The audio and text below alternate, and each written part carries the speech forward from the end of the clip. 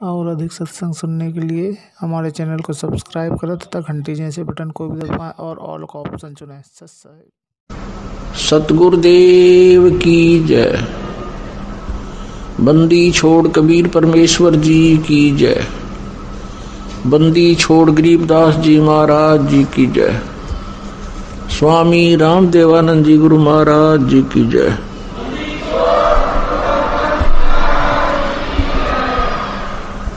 सर्व संतों की जय, सर्व भक्तों की जय, धर्मी पुरुषों की जय, श्री काशी धाम की जय, श्री छुडानी धाम की जय, श्री करौथा धाम की जय, श्री बरवाला धाम की जय। सत साहिब नमो नमो सतपुरुष को नमस्कार गुरु की नहीं सो नर मुनि जन साधवा संतो सर्वसदी नहीं सतगुरु साहिब संत सब नौतम प्रणाम आगे पीछे मत हुए तिनको जा कुर्बान निराकार निर्विषम काल जाल वै बंधन निर्लेपम निज निर्गुणम अकल अनूप बेसुन्न दुनम सोहम सुरति समापतम सकल समाना निर्दल उजल हिरंबर हरदम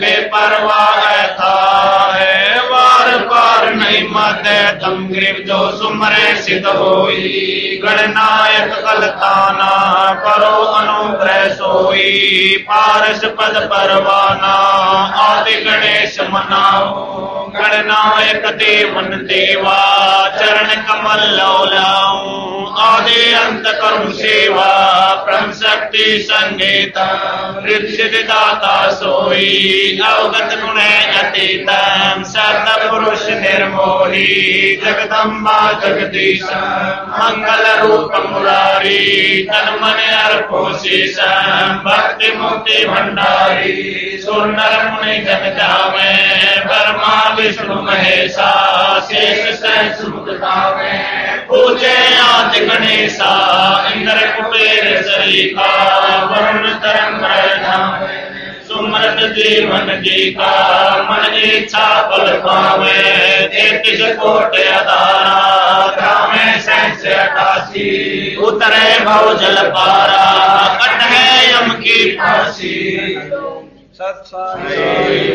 हम विनती करते जी गुरु जी तेरे आगे साहिब तेरे आगे हम विनती करते जी गुरु जी तेरे आगे साहिब तेरे आगे साहिब मेरी विनती सुनो गरीब नवाज जल की बूंद महर चावला बनाया साज गुरु जी तेरे आगे साहिब तेरे आगे हम विनती करते हैं गुरु जी तेरे आगे साहिब तेरे आगे साहिब मेरी विनती सुनियो मर्द आवाज मातर बिगड़ गई मैं तू पुत्र पिता को लाज गुरु जी तेरे आगे साहिब तेरे आगे हम विनती करते जी गुरु जी तेरे आगे साहिब तेरे आगे साहिब मेरी विनती कर जोड़ू करतार तन मन धन कुर्बान जान दीजिए मोहे दीदार गुरु जी तेरे आगे साहिब तेरे आगे हम विनती करते जी गुरु जी तेरे आगे साहिब तेरे आगे मालिक मेरा मेहरबान सुनियो अर्ज आवाज बंजारा को शीश पर जमन होत तेरा तेरे आगे हम विनती करते जी गुरु जी तेरे आगे साहिब तेरे आगे मीरा मो पे मेरे कर मैं आया तक शाम समर्थ तुम्हारे आसरे बांधे जाम गुलाम गुरु जी तेरे आगे साहिब तेरे आगे हम विनती करते जी गुरु जी तेरे आगे साहिब तेरे आगे मैं समर्थ के आसरे तम कदम करता गफलत मेरी दूर करो खड़ा रहूं दरबार गुरु जी तेरे आगे साहिब तेरे आगे हम विनती करते जी गुरु जी तेरे आगे साहिब तेरे आगे अविनाशी के आश्रय अजरावर की शाम अर्थ धर्म काम मोक्ष हो समर्थ राजा राम गुरु जी तेरे आगे साहिब तेरे आगे हम विनती करते जी गुरु जी तेरे आगे साहिब तेरे आगे अर्ज आवाज अनाथ की आज की अरदास आना में कियो दीजो ने सलवास गुरु जी तेरे आगे साहिब तेरे आगे हम विनती करते जी गुरु जी तेरे आगे साहिब तेरे आगे अनंत कोट ब्रह्मांड करती नहीं पार सतगुरु पुरुष कबीर है कुल के सर्जनहार गुरु जी तेरे आगे साहिब तेरे आगे हम विनती करते जी गुरु जी तेरे आगे साहिब तेरे आगे जोगन योगन के पाप सब युगन युगन के मैल जानते हैं जगदीश तू जोर किए बद फैल गुरु जी तेरे आगे साहिब तेरे आगे हम विनती करते जी गुरु जी तेरे आगे साहिब तेरे आगे अलल पंख अनुराग है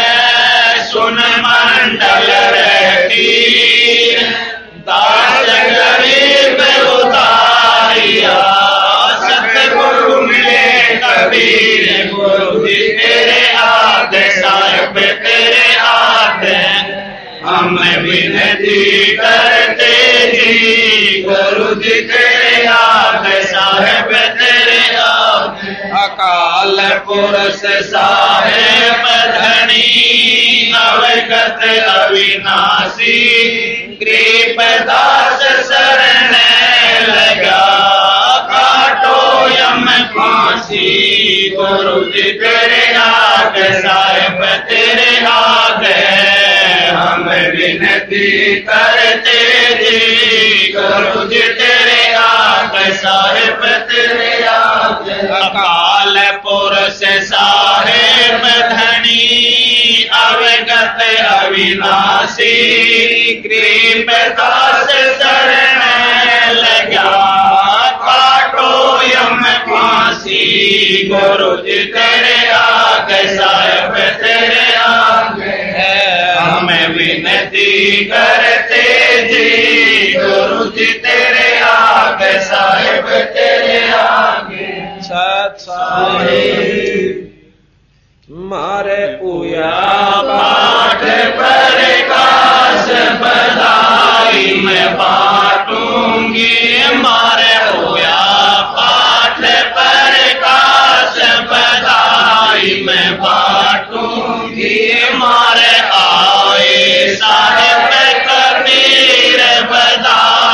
मैं बांटूंगी हमारे आए साहेब कबीर बधाई मैं बांटूंगी हमारे आए गरीब दास बधाई मैं बांटूंगी हमारे आए गरीब दास बधाई मैं बांटूंगी हमारे होया पाठ प्रकाश बधाई मैं बांटूंगी अमर लोक से चल कर आए अमर लोक से चल कर आए भव बंधन से जीव छुड़ाए भव बंधन से जीव छुड़ाए दे मंत्र सतलोक पठाए दे मंत्र सतलोक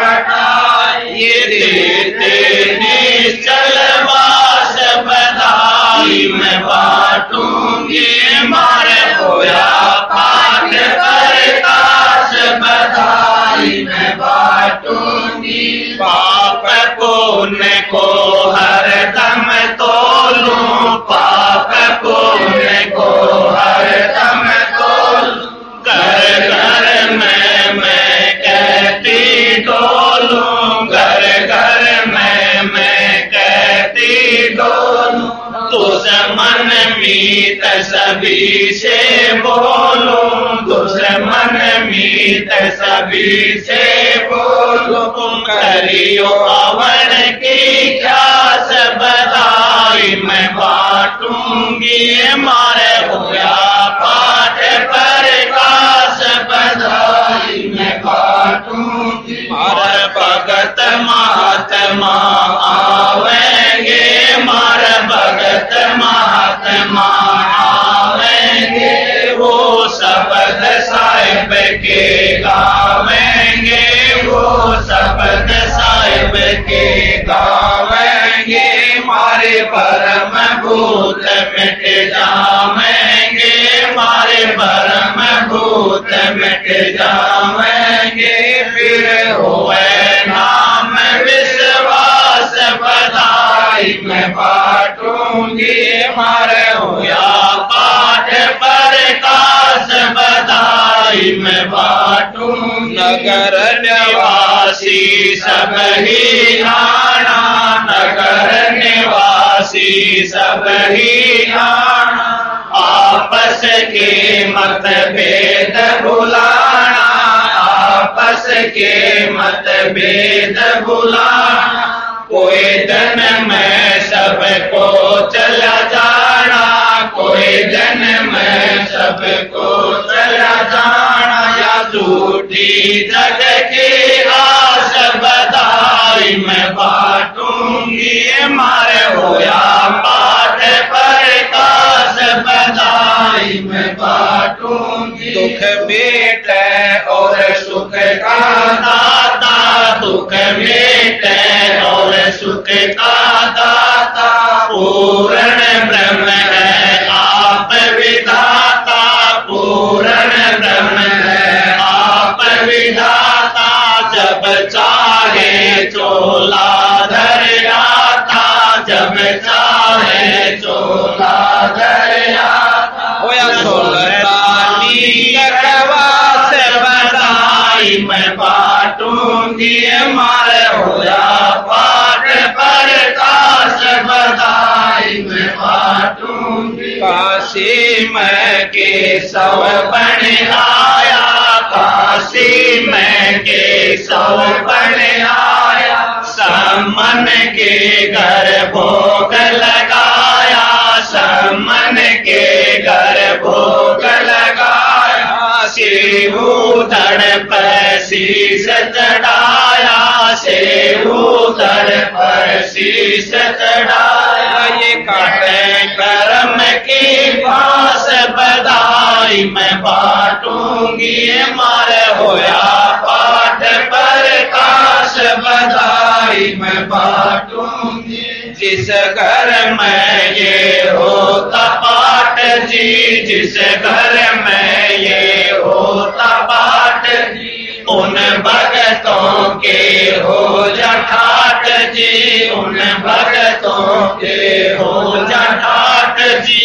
भगति बेहूने पार बाट जी, भगति बेहूने पार बाट। जिनको लगी न भजन की प्यास, बधाई मैं बाटूंगी। मारे होया पाठ प्रकाश, बधाई मैं बाटूंगी। गुरु राम देवानंद गुण गाता है, गुरु राम देवानंद गुण गाता है। गुरु राम पाल को समझाता है, गुरु राम पाल को समझाता है।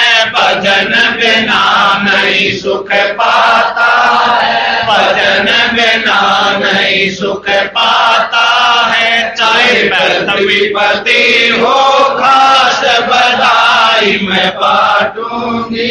मारे होया पाठ प्रकाश, बधाई मैं बाटूंगी। मारे आई साहेब कबीर, बधाई मैं बाटूंगी। मारे आई साहेब कबीर, बधाई मैं बाटूंगी। मारे आई गरीबदास, बधाई मैं बाटूंगी। मारे आए गरीबदास, बधाई मैं बाटूंगी। मारे होया पाठ प्रकाश, बधाई मैं बाटूंगी। मारे होया पाठ प्रकाश, बधाई मैं बाटूंगी। सर सारी छोड़ महाराज। आज परमपिता परमात्मा सतपुरुष स्वरूप कबीर साहब तथा उन्हीं के अवतार बंदी छोड़ गरीबदास जी महाराज की विशेष रजा से, विशेष अनुकंपा से आज ये गरीबदास जी महाराज की अमृतमयी वाणी का खुलासे का जो कार्य है प्रारंभ हो रहा है। प्रथम तो हम आपको ये जानकारी देना चाहेंगे कि बंदी छोड़ गरीबदास जी महाराज कौन थे, इनकी क्या उद्देश्य था इनका, और इन्होंने क्या रचना की जो कि ग्रंथ साहिब के रूप में लिपिबद्ध किया गया। बंदी छोड़ गरीबदास जी महाराज गांव छुडानी के अंदर, जिला रोहतक, तहसील बहादुरगढ़ में दुल्हेड़ा गांव के पास एक छोटा सा गांव है। उस छुडानी गांव के अंदर सन 1717 में पूर्णमासी के दिन, बैसाख उतरते की पूर्णमासी के दिन बंदी छोड़ गरीबदास जी महाराज का अवतरण हुआ, जन्म हुआ। इनकी पूज्य पिताजी का नाम श्री बलराम जी जाखड़ जाट परिवार के अंदर हुआ। वैसे तो संत जाति को नहीं मानते, परंतु जो समाज ने या फीत लगा रखी है युगों युगों से, थोड़ा सा वर्णन करना पड़ता है। इनकी पूज्य माता जी का नाम श्रीमती रानी देवी था। श्रीमती रानी देवी छुडानी गांव की लड़की थी और श्री बलराम जी गांव करोथा के रहने वाले थे। किसी कारणवश इन्होंने गांव को त्याग कर अपनी ससुराल की जमीन को संभाला, क्योंकि रानी माता का जो कोई संतान नहीं थी उनके पिताजी के, तो वहां घर जमाई के रूप में गरीबदास जी महाराज के पूज्य पिताजी श्री बलराम जी रहे। इनके 2500 बीघा जमीन थी, जो कि पुराना बीघा होता था, जो 2.25 बीघे जो आजकल के किलों के हिसाब से है, 2.5-3 बीघे का होता था। इतनी इनके जमीन थी।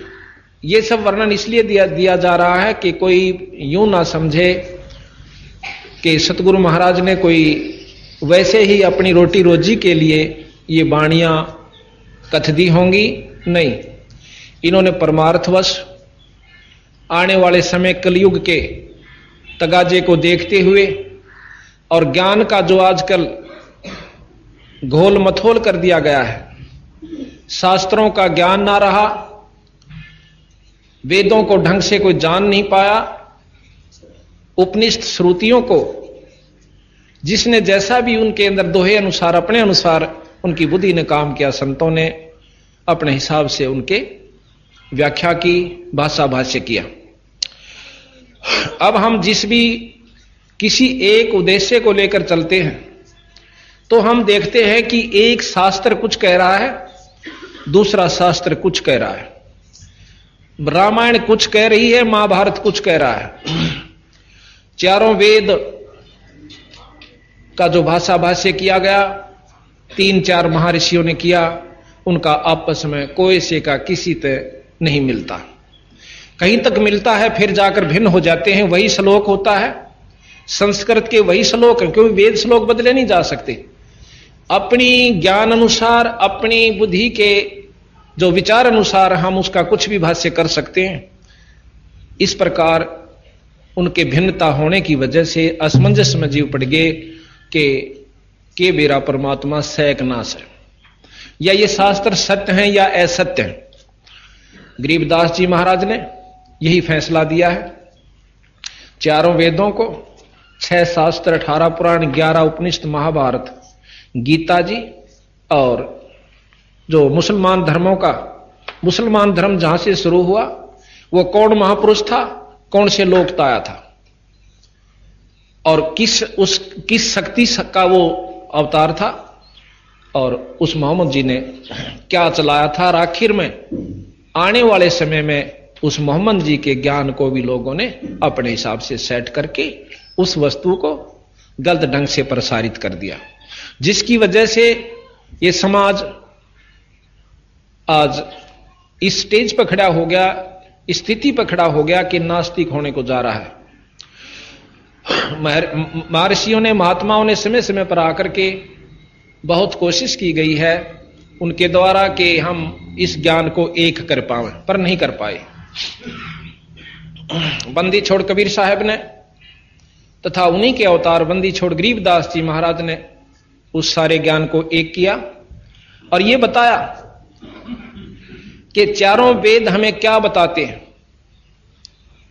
और उन चारों वेद के जान लेने से, चारों वेद का ज्ञान हो जाने से हमें क्या उससे उपलब्धि होगी। और फिर साथ में यह बताया है कि वेदों का जान लेना एक तरफ, जैसे पहले ऐसे भी महापुरुष हुए हैं जिन्होंने चारों वेदों को कंठस्थ याद किया, जिसको चतुर्वेदी के नाम से जाना जाता है। आज भी उनके वंशज, चाहे वो अनपढ़ है, उसको भी चतुर्वेदी कहते हैं। उनके कोई पूर्वज हुए हैं जिन्होंने चारों वेदों को कंठस्थ याद किया। अब कंठस्थ याद कर लेना शास्त्र को कोई बड़ी बात नहीं और कोई खास उपलब्धि नहीं, ऐसा गरीबदास जी तथा बंदी छोड़ कबीर साहब जी हमें बता रहे हैं। किसी शास्त्र को कंठस्थ याद कर लेना यह कोई खास उपलब्धि नहीं बताई, उससे हमारा आत्म कल्याण नहीं हो पाएगा, केवल जानकारी हो सकती है। दुनिया में हम ये जना सकते हैं कि संस्कृत बोल बोल के प्रभावित कर सकते हैं, पर आत्म कल्याण का उसमें रास्ता नहीं है। चारों वेद क्या बताते हैं ये हम आपको समय आने पर, जैसा क्योंकि 7 दिन चलेगा, ये धीरे धीरे खोल खोल कर समझाएंगे बड़े अच्छी तरह। तो साथ में यह भी बताया कि भगवान कृष्ण जी ने श्री गीता जी में हमें क्या ज्ञान दिया, और उस ज्ञान की जानकारी हो जाने से हम बुराइयों से बच सकते हैं। अब आप देखते हो कितने बच पाए हैं, क्योंकि जब तक हम सच्चे नाम का सहारा नहीं लेंगे, नाम एक ऐसी जड़ी है जो कि हमारे को जिस उद्देश्य को हम पाना चाहते हैं उस पर आरूढ़ करेगी और हमें शक्ति प्रदान करेगा। वो नाम के अंदर वो शक्ति है जो गुरु से उपदेश लिया जाता है। अब यही है कि महाराज कबीर साहब ने कहा, और गरीबदास जी भी प्रमाण देते हैं, ओंकार है वेद को मूला। ओंकार, ओम, ओम नाम जो है चारों वेदों की जड़ है। मूला कहते हैं मूल को, चारों वेदों की जड़ है। और महाराज कहें इस ओंकार में सब जग भूला।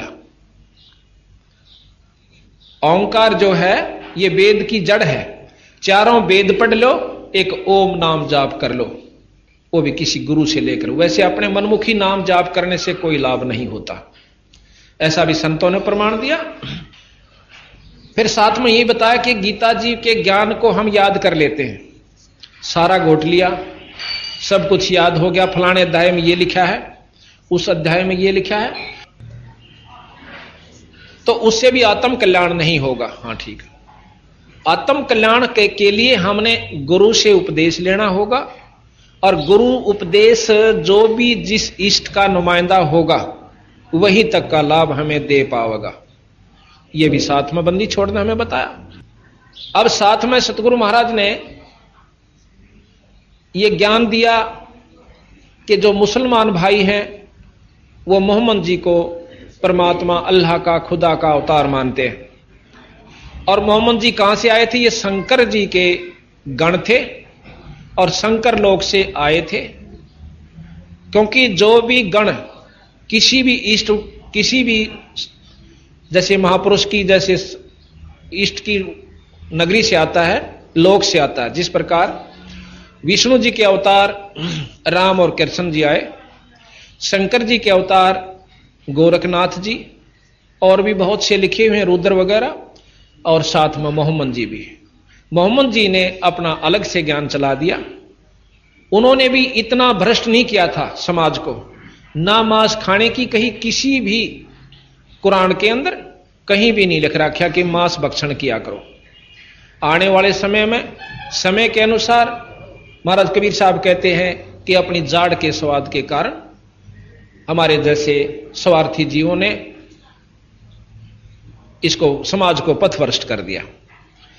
अब हम आपको ले चलेंगे कि कबीर गरीबदास जी महाराज सन 1717 में वैशाख उतरते की पणवासी को विक्रमी संवत 1774 में श्री छुडानी धाम में प्रगट हुए। जब गरीबदास जी महाराज 10 वर्ष के हुए, खेतों में गौ चराने जाया करते थे, क्योंकि 150-200 गायें रखा करते थे इनके पिताजी। बहुत लंबे चरागा थे, 2500 बीघा बहुत होता है। तो एक दिन ये गौ चराने के लिए गए हुए थे, दिन का समय था।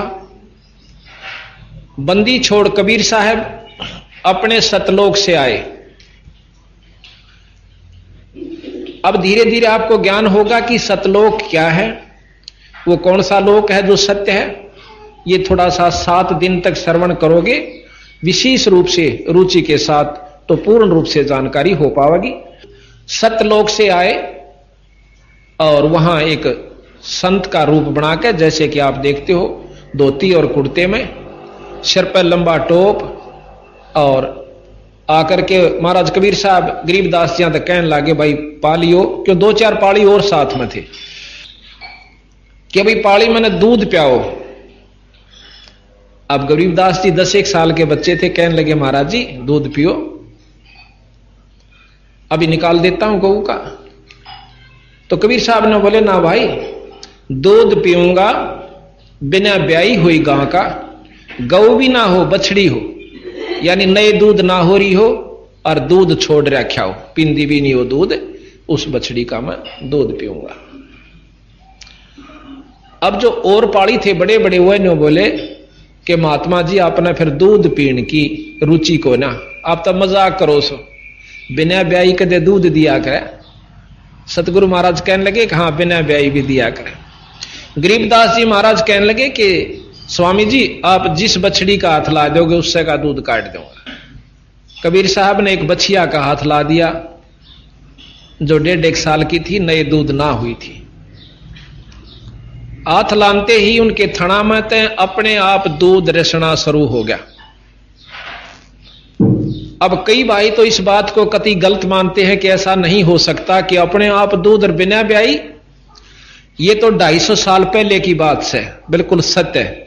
आज आपको बताता हूं, कानोंदा गांव के अंदर इब तो गऊ हो रही है 5-6 ब्याली, उसे तसल्ली करियो आप जा करके। वो नाम भूल गया, मैं नाम भी नोट करके लाऊंगा, बताऊंगा आप तक। वो नाम ले रखा उस औरत ने हमारा, बुढ़िया।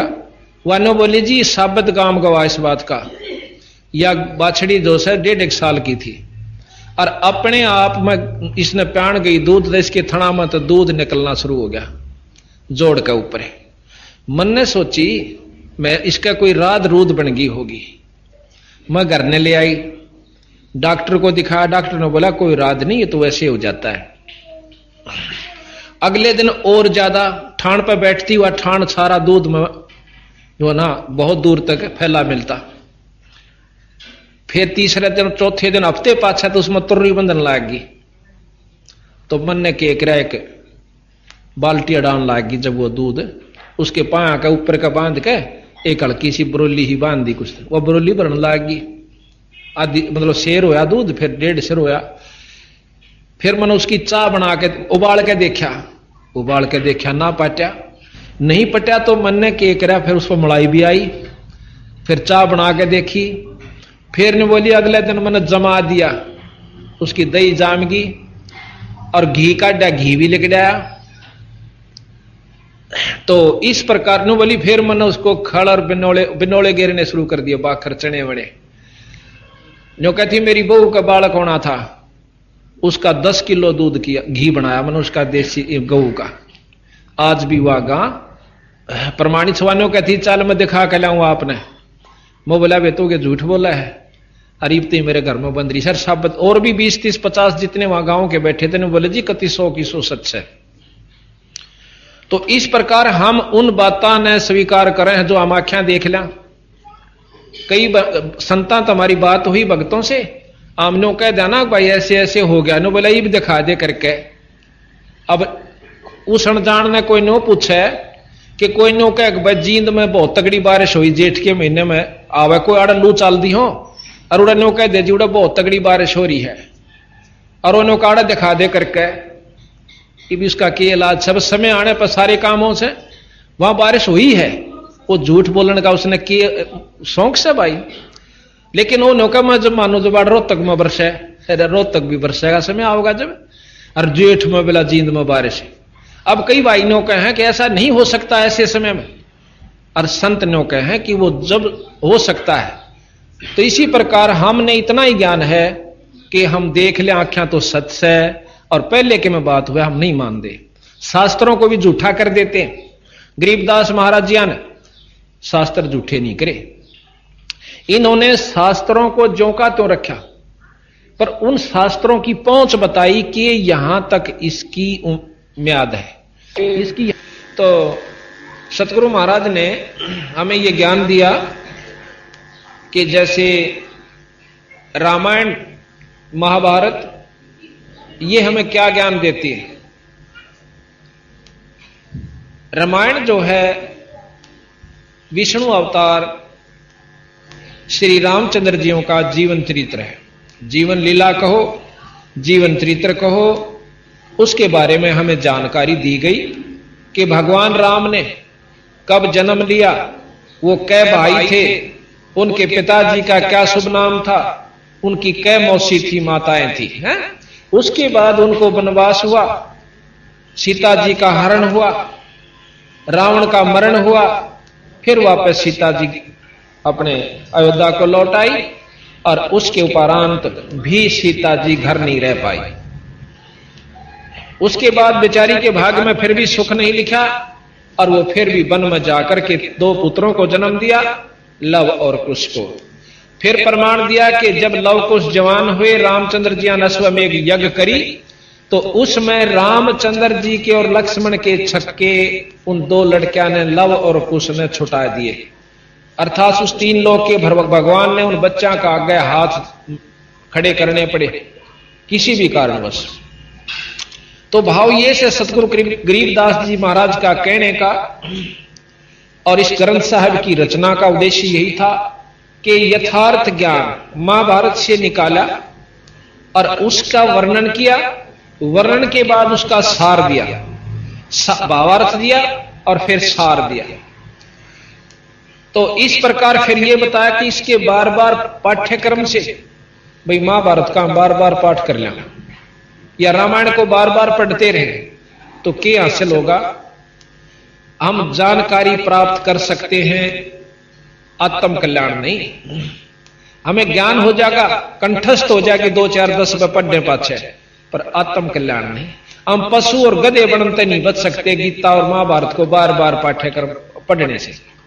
हाँ, उनसे ये लाभ बताया कि को पुण्यात्मा अपने अंतःकरण में इस बात को जमा सकती है कि रावण कैसे दुष्कर्म नहीं करने चाहिए। भाई, किसी की पत्नी को नहीं हड़ना चाहिए, उसके हड़ने का, उसको उठा ले जाने का, दुष्कर्म यानी अपने हिसाब से कोई ऐसा बुरा कर्म करने का उसका यूं फल होगा कि परिवार तय नष्ट हो गए। इस दुख से, इस पाप कर्म से हम बच सकते हैं, लेकिन पशु बनते नहीं बच सकते। जितने भी शास्त्र हैं, हमारे पास वेद भी रखे हैं जिसमें महर्षि दानव जी का भाष्य है। उन्होंने 1.5 वेद का जो है भाष्य किया था, आधा साम वेद और एक यजुर्वेद।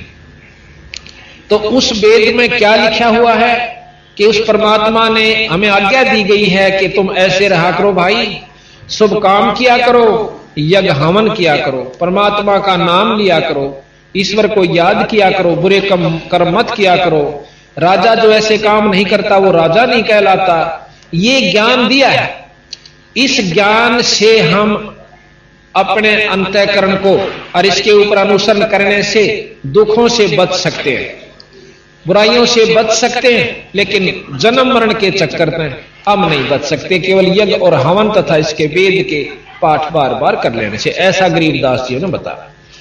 साथ में यह भी बताया कि एक नाम दिया जाता है, जैसे ओम जाप, इस 3 लोक की विशेष शक्ति है इसके अंदर, और पूरी उपलब्धि ओम नाम के जापते हो जाती है। आप देखते हो शंकर भगवान का भी जाप जब करते हैं ओम नमः शिवाय, कृष्ण भगवान का नाम जाप करते हैं ओम भागवते वासुदेवाय नमः। जितने भी कोई भी आप उठाकर देख लो, जो भी मंत्र अगर कामयाब हुआ तो ओम नाम से हुआ है। तो गरीबदास जी महाराज भी कहते हैं ओंकार है वेद को मूला, इस वेद की जड़ है, पर भाई इस ओंकार में सब जग भूला। ओम जाप के, ओम नाम के जापते हमें के प्राप्ति होगी, ये गरीबदास जी महाराज बताते हैं। लेकिन उस ओम नाम की उपलब्धि किन किन संतों ने की, ओम नाम के जाप से किन ऋषियों ने क्या क्या वस्तु प्राप्त की? भाई सिद्धियां प्राप्त की, अपने शरीर को साध लिया, इतनी तक सिद्धियां कर ली थी कि आकाश में उड़ जाया करते थे ओम नाम के जाप तक। और फिर उन ऋषियों का भी पूर्ण मुक्ति नहीं हुई, ये बंदी छोड़ गरीबदास जी ने बताया, प्रमाण दिया कि उन संतों ने क्या प्राप्ति की, जिसको ये चौथी मुक्ति कही जाती है। उस चौथी मुक्ति के अंदर जीव किस परिस्थिति में होता है वो भी सारा इसमें वर्णन किया। समय आने पर आपको धीरे धीरे सारा बताएंगे। अब रामायण का ज्ञान हो गया, हम उनसे बच गए। जैसे गीता जी के पाठ करने से हमें यह ज्ञान होगा कि वह बुराई नहीं करनी चाहिए, जीव अमर है। इसमें लिखा ना परमात्मा, प्रकृति और जीव अनादि है, ऐसा हमारे शास्त्र ज्ञान देते हैं। अब जीव पहले एक परमात्मा था, परमात्मा से फिर हम आत्म रूप में थे, आत्म रूप से हम जीव बने। जीव बने अपनी इच्छाओं के कारण, और जब इच्छाओं का नष्ट हो जाएगा, हमारी वासनाएं समाप्त हो जाएंगी, हम फिर पीव बन सकते हैं। ऐसा प्रमाण गरीबदास जी ने दिया और भी शास्त्र बताते हैं। अगर हमने जीव ही रहना है, कई भाई लोग कैसे संत आत्माएं, संत जी के जीव अनादि है, ये पीव नहीं बन सकता, तो फिर साधना की आवश्यकता ही नहीं कर। जब हमने जीव ही रहना है, अनादि रहना है, तो कुत्ते भी बनना होगा और सूअर भी बनना होगा, गधे और गधी भी बनना होगा। ये 3 लोक की व्यवस्था तथा जीव की प्रक्रिया के अंदर आता है। गरीबदास जी महाराज कहते हैं फिर साधना की कोई आवश्यकता नहीं। जब आपने जीव ही बना रहना है सारी फोरियावर सदा के लिए, तो फिर साधन क्यों करो भाई? उस साधना से क्या होगा? तो फिर साधन क्यों करो भाई? उस साधना से क्या होगा? तो ये सारा साथ बताया कि हमने पीयू बनना है। धर्मदास जी को जब कबीर साहब ने पूर्ण ज्ञान दिया तो उसमें जब उनको ज्ञान हो गया तो जब ने कहा था मेरे हंसा भाई, तो हंस रूप था जब तू आया। इस जीव को कहा कि तू परमात्मा स्वरूप था जब सतलोक से आया था, और अपना स्वरूप भूल में भूल जाता तो जीव कहाया। अब हम कभी तुम्हारा भाई बालक बीमार हो गए, कभी बच्चे ना हुए जब मुश्किल हो गए तो उनकी पालन पोषण, फिर पशु बीमार, नौकरी ना मिली, नौकरी छूट गई, हाय फलाने का क्या होगा, लड़की का लड़का ना हुआ, तो हम 24 घंटे भयभीत रहते हैं। अपना स्वरूप भूल गए कि हम परमात्मा स्वरूप भी हैं। एक हम परमात्मा के अंश हैं, पर हम अब जीव बन बैठे। जिस प्रकार कई भाई लोग कहे हैं कि जीव ही ब्रह्म है। अब इस प्रक्रिया को कोई समझ लेगा तो बात समझ में आ जाएगी, ना तो नहीं आती। जीव बिल्कुल ब्रह्म है, इसमें कोई शक नहीं। तो सूर भी ब्रह्म है, और गधा भी ब्रह्म है, मच्छर भी ब्रह्म है, और मुर्गा भी ब्रह्म है। सारे ब्रह्म, मनुष्य भी ब्रह्म है। नहीं, जब तक यू जीव है इतने जीव है, और जब पीव हो जाएगा यू ब्रह्म हो जाएगा। जिस प्रकार बर्फ पानी से बनती है, बर्फ जो है वो जल से बनी, और जिसको ज्ञान है, जिसने अनजान से उसने नो नहीं दे रहा है बर्फ बने क्या है, तो उसको उस बर्फ के भाव से ही देखता है। जब हमने मालूम नहीं था कि बर्फ जल से बनती है तो गांव में आया करती थी या बर्फ, तो हमने सोचा करती या बर्फ भी बर्फियां की तरह नई बड़ी बनाई आती होगी कितने थे, या कोई और वस्तु होगी। जब हम बिल्कुल बालक थे, फिर हमने फैक्ट्रियां देखी कि बर्फ तेल में बनते। अब पता चला कि फ्रिज में भी बर्फ बनाने लग गए, तो वो जल से बर्फ बनी, तो हम ब्रह्म से जीव बन गए। किसी भी कारण से बने, किन्हीं परिस्थितियों में हमने जीव बन गए। अब जब तक हम पीयू नहीं बनाएंगे इतने पानी नहीं, यानी पीयू नहीं कहला सकते, इतने जीव हैं। और जब तक वो बर्फ है, वो पानी नहीं कही जा सकती, पर नो भी नहीं कह सकते ये पानी नहीं है। उसको ये भी नहीं कह सकते ये जल नहीं है। जिसको ज्ञान है वो कहेगा कि जल तो है। तो ये जो कई भक्त आत्मा न्यू कहे कि जीव खुद ब्रह्म है, इसमें कोई साधना की जरूरत नहीं। क्या की साधना करे जब ये खुद परमात्मा है। अरे भले मानुष जब तक बर्फ है तो बर्फ के गुण से उसमें पानी का काम नहीं देगी, जल का काम बर्फ नहीं दे सकती जब तक पानी नहीं बना लेंगे। इसी प्रकार जब तक हम पीव नहीं बनेंगे इतने जीव की ही संज्ञा में रहेंगे, और हम हमारे साथ ये सब लगे रहेंगे, काम क्रोध मोह लोभ अहंकार, और इसके अंतर्गत हम लोग 84 भी भोगांगे। ये भोगनी पड़ेगी। अच्छा बंदी छोड़ कबीर साहब ने और गरीबदास जी ने बताया। साथ में गीसासन जी महाराज भी प्रमाण देते हैं, और जितने भी दादू साहब ने भी, नानक साहब ने भी यही प्रमाण दिया है कि जब तक ये जीव है इसको पीव बनाना है, और जब तक हम पीव नहीं बन जाएंगे इतने हमारी ये जन्म मरण की प्रक्रिया खत्म नहीं हो सकती। यहां गरीबदास जी महाराज कहते हैं कि मन तो सुख के सागर बसरे, भाई और ना ऐसा जसरे। मन तू बसरे सुख के सागर, जहां शब्द सिंध रत्नागर। शब्द सिंधु, शब्द यहां परमात्मा स्वरूप है। ईश्वर का जो आखिरी शक्ति वो शब्द होती है, और जहां शब्द सिंधु यानी उस परमात्मा का सागर है, उस शब्द का भंडार है, ईश्वरीय शक्ति का जो निरोड़, जैसे एक तो घी हुआ जिसको कहते हैं मक्खन, वो भी घी कवावा है पर वो मक्खन है, फिर उसको ता दिया तो वो शुद्ध घी हो गया।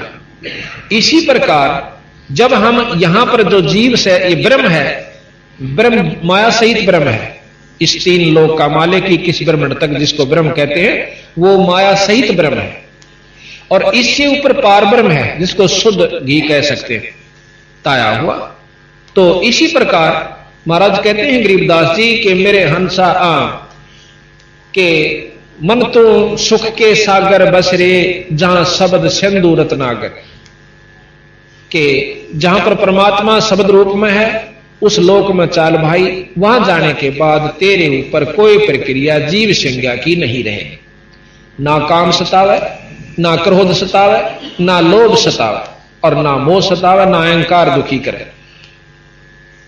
उसके बारे में बंदी छोड़ गरीबदास जी कहते हैं कि शंखों लहर मेहर की उपजे, भाई कहर ना नहीं जा कोई, दास गरीब अचल अविनाशी, भाई सुख का सागर सोई। वो सतलोक, वो पूर्ण ब्रह्म, वो सुख का सागर है। जब हम वहां पहुंच जाते हैं हमारा कोई शत्रु नहीं रहता, ना दुश्मन होता, ना मन में राग उत्पन्न होता, ना द्वेष होता। अब राग है तो द्वेष भी साथ रहेगा। तो इस प्रकार महाराज कहते कि शंखों लहर मेहर की उपजे, भाई कहर नहीं जा कोई, दास गरीब अचल अविनाशी, सुख का सागर सोई। अचल जो चंचल ना हो, स्थायी स्थिर, और अविनाशी जिसका नाश ना हो। अब हमने ये देखना होगा कि परमात्मा की वैरायटी का आपको ज्ञान दिया जाएगा। परमात्मा किसे कहते हैं, आज तक तो हमने परमात्मा के बारे में ज्ञान नहीं है। जानकारी जरूर है कि एक शक्ति ऐसी है जिससे हमारे काम सरया करें और हमारे दुख दूर होते हैं, और साथ में हम उनकी अच्छी उपासना करेंगे तो कोई ऐसी स्थायी तव है जहां हम, जैसे दहू का प्रमाण मिलता है, प्रहलाद का प्रमाण मिलता है, मीराबाई का प्रमाण मिलता है कि उनको यहां से इस दलदल से निकलकर कुछ राहत स्वर्ग में प्राप्त हो रही है, वो सुखी है। अब सतगुरु महाराज कहते हैं स्वर्ग से ऊपर एक और लोक है जो शंखों स्वर्गों जितना सुख है। जिस प्रकार स्वर्ग क्या चीज है, स्वर्ग नाम सुख का होता है। जो गांव में जो गरीब आदमी हैं, झुग्गी झोपड़ी में रहते हैं, उनसे ज्यादा सुखी जो चिप्स के मकाना में रहे से और एयर कंडीशन लगे हुए, वो उनकी नजरों में स्वर्ग में है। जो के तो कोई फर्क नहीं। लेकिन जो उस महलों में रहते हैं जिनके अंदर फ्रीज, कूलर, कार, कोठी, एयर कंडीशनर है, वो जीव वहां रहते हैं। और वो जो झोपड़ी वाले उनको स्वर्ग में समझते हैं। और उनके अंतःकरण में जो बीमारी सवा जो की तो से, किसी का छोरा मर रहा से, किसी की फैक्ट्री नहीं चल दी, किसी का बीमारी हो रही है, अंदर उनका कुरुड़ना जो लगी हुई वह अलग है, पर उन बेचारों की नजर में वो कति स्वर्ग में है। तो गरीबदास जी महाराज कहते हैं हम जो यहां पर सब उपलब्धि प्राप्त है राजा को, उस राजा से सुख 1000 गुना सुख स्वर्गलोक में हो से। पर उन देवताओं के अंदर जो लोग उसमें रहते हैं, जो पुण्यात्मा यहां से अपना मेहनत करके स्वर्ग प्राप्ति कर रही है, उनके अंदर राग द्वेष ज्यों का त्यों भया पड़ा से, वो सुखी नहीं है। हमारी नजर में वो स्वर्ग में कति सुखी है। हम कोशिश करते हैं स्वर्ग में पहुंच जाए। 3 लोक, वेद और शास्त्र, पुराण, उपनिषद, ये सिर्फ हमें स्वर्ग तक पहुंचाने की कोशिश कर रहे हैं। ये वहीं तक का ज्ञान देते हैं। गरीबदास जी महाराज जहां ये ज्ञान अपना खत्म कर लेते हैं शास्त्र, वहां से शुरू करते हैं। इनको फेल नहीं किया उन्होंने इसका जो का तो मान लिया और है भी सत्य। फिर उनका बताया कि उस स्वर्ग में की फल से आप की वहां प्राप्ति करना चाहते। आपने राग द्वेष सुने कि एक राजा था रहुस नाम का, उसको इंद्र पदवी मिल गई। इंद्र पदवी मिल गई तो उसने इंद्राणी के पास जाना था, और पालकियों में ऋषि लगा करते हैं उस इंद्र के, जिनको हम यहां कहते हैं ना स्वर्ग में पहुंच गए, वह इंद्र की पालकी ढोते हैं वहां पर। तो 4 ऋषि और इंद्र की पालकी को लिए जा रहे थे कहार रूप में। और रहुस राजा के यानी उस इंद्र के मन में वासना इतनी प्रबल हुई, उनमें से एक ऋषि थोड़ा वृद्ध था, वो चल नहीं रहा था। तो वो कहने लगा भाई जल्दी चलो, तुम क्यों देर लगा रहे हो। विषय वासना खत्म नहीं थी उनकी कि जल्दी करो, देर हो रही है। आखिर में क्या कहते हैं, उसने उसका लात मार दी जो एक कमजोर ऋषि चल रहा था। उस ऋषि ने उसको श्राप दे दिया। तो कहते हैं उस श्रापवश वो इंद्र भी और वापस आके शरीर इसमें गधा बन जाता है। तो इस प्रकार वहां हमने स्वर्ग सुथरा लागे। बंदी छोड़ गरीबदास जी के स्वर्ग हमने भी देखा, पर महाराज दिल नहीं लाग गया।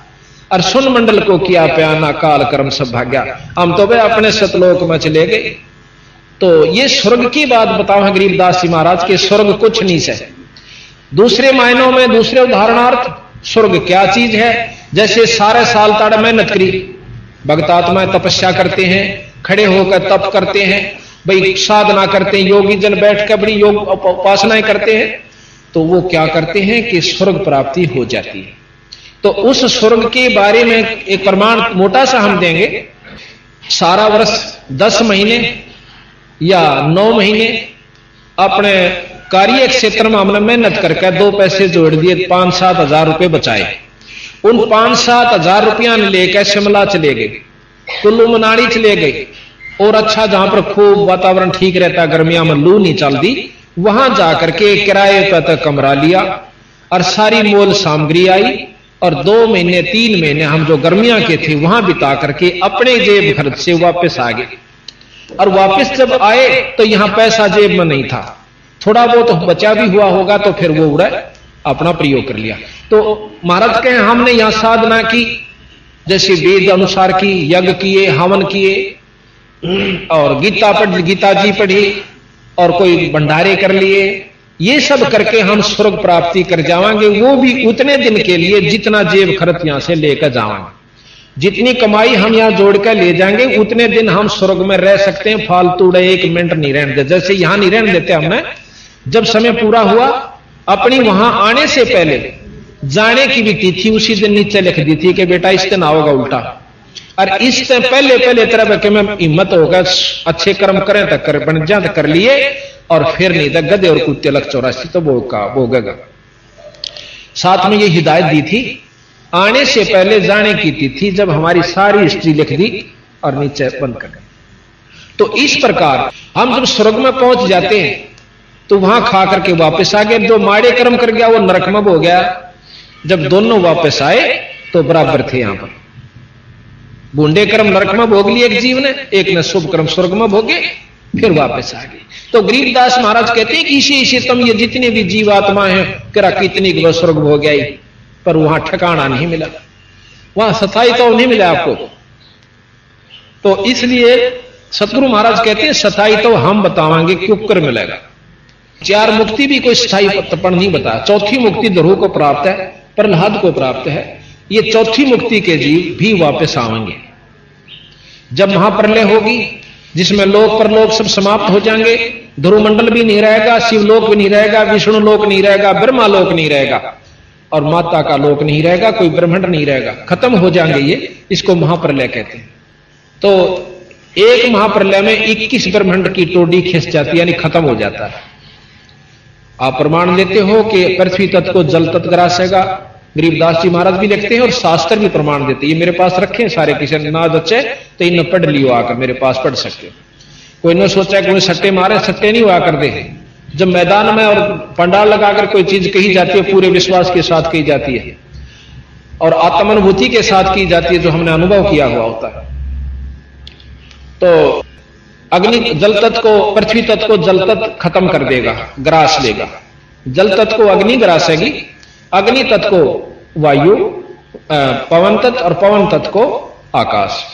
आकाश को ओंकार, ये ओम ग्रास लेगा अपने अंदर, जिसको ज्योत निरंजन कहते हैं, जिसको ब्रह्म कहा। और ज्योत निरंजन को पार ब्रह्म अक्षर पुरुष अपने अवगत पुरुष ग्रास लेगा। अवगत पुरुष जो है वो पार ब्रह्म है, यानी इस ब्रह्म तक को भी पार ब्रह्म अपने अंदर समा लेगा, अपने पास रख लेगा। और जितने भी ये जीव हैं इनको न्यारे न्यारे अलग अलग कोथड़ियां में गाल कर दर दिया जाएगा। जैसे ज्वार का बीज न्यारा गाल दे, चना का न्यारा गाल दिया, गुआर का अलग रख दिया। इस प्रकार हम सब जीव वहां उस पार ब्रह्म के अक्षर पुरुष के लोक में, अवगत पुरुष के लोक में बोरियां भरकर डाल दिए जाते हैं, और दोबारा फिर सृष्टि रची जाती है। तो हम फिर भगा दिए जहां से किसी किसी रूप में अपने उसी भोग को भोगने के लिए फिर शुरू हो जाते हैं। तो यहां बंदी छोड़ गरीबदास जी महाराज कहते हैं, मन तो सुख के सागर बसरे, भाई बहोर ना ऐसा जसरे। मन तो सुख के सागर बसरे, सुख के सागर, जहां शब्द सिंधु रत्नागर। कोट जन्म तन भरमत होगे, कुछ ना हाथ लग्या रे। भाई कुकर कुत्ता, सुकर सुअर, खरगदा, ये जूनी तन भोगी। कुकर सुकर खर बया बोरे, तू कौआ हंस बुगारे। कौआ भी रहा, हंस भी हुआ, और बुगला भी बना। तो ये तने बहुत बार, कितनी बार ये चीज तने भोग ली भाई।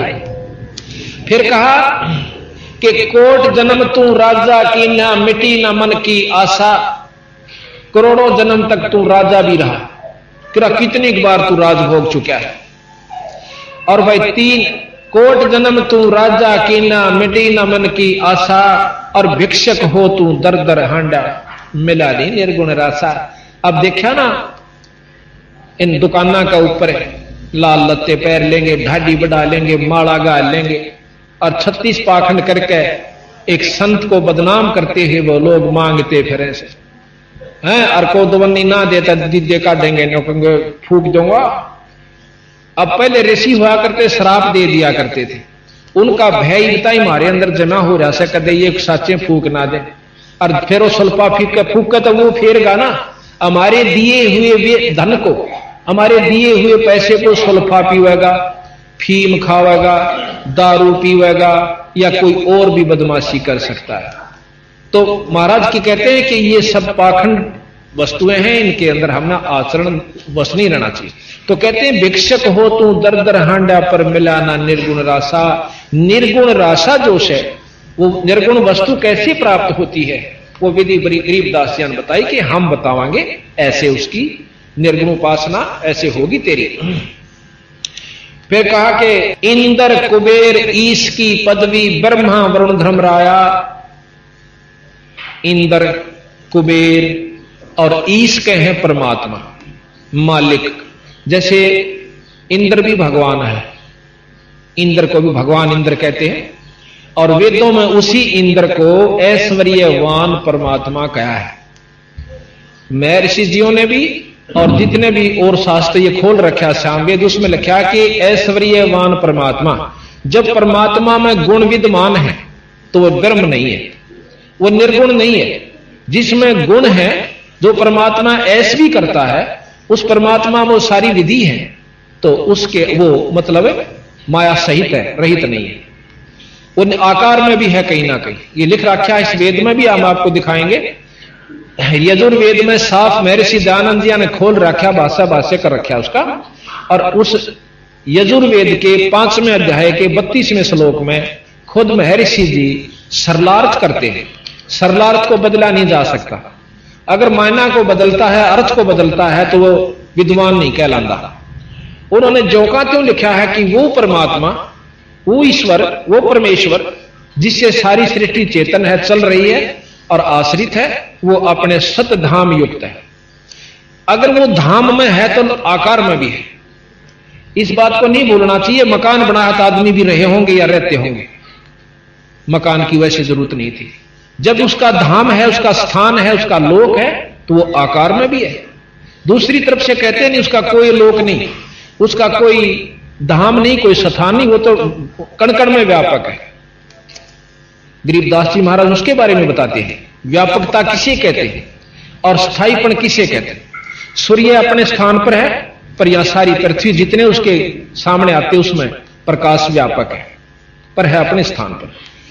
इसी प्रकार राजा अपने स्थान पर है, अपनी गद्दी पर है, अपने महल में है, पर उसकी सत्ता, उसकी शक्ति हिंदुस्तान के कण कण में व्यापक है, इसमें कोई शक नहीं। उसका भय, उसकी सत्ता, उसकी प्रभुता निराकार रूप में सब जगह व्यापक है। वो मुख्यमंत्री में भी है, वह डीसी में भी है, और डीसी के माध्यम से एसपी और नीचे के जितने भी ऑफिसर उनके माध्यम से हर चीज, हर की उसमें अपने क्षेत्र में व्यापक है। जैसे अब हम आपको जो जहां ले जाना चाहोगे वो ध्यान से सुनिएगा। पहले तो हमने राम की परिभाषा का नहीं ले रहा। राम कहे किसने?